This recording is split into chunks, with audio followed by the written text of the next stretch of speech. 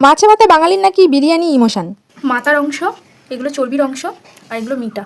দেখে নিয়েছেন নিশ্চয়ই খাসির কি কি বডি পার্ট আছে, তবে আমার ইমোশন বিরিয়ানি নাকি খাসির মাংসে আটকে যায় আমি নিজেই বুঝতে পারি না। গল্পের মধ্যে কিন্তু রান্না গুলিয়ে ফেললে হবে না। মাথার অংশটা আর মেটেটা কিন্তু আমি সিদ্ধ করে নিয়েছি। প্রেসার কুকারে সিদ্ধ করার আগে নুন, হলুদ আর গোটা গরম মশলা আর সামান্য তেল দিয়েই সিটিটা দিয়েছিলাম। নবমী স্পেশাল খাসির মাংসের ভিডিও কিন্তু আমি আগেই ছেড়েছি।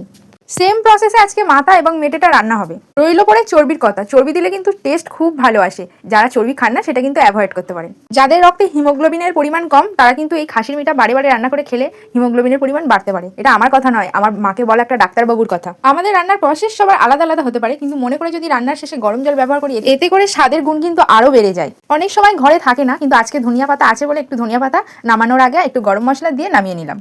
এবার ধোঁয়া ওটা ভাতে নিজের পছন্দের পিসগুলো নিয়ে আর একটু পাতিলেবু চিপে নিয়ে মেখে মুখে দিতেই না পুরো একদম মিলিয়ে গেল। কমেন্টে লিখতে ভুলো না কিন্তু তোমাদের ইমোশন বিরিয়ানিতে নাকি খাসিতে। আজ তবে চলি।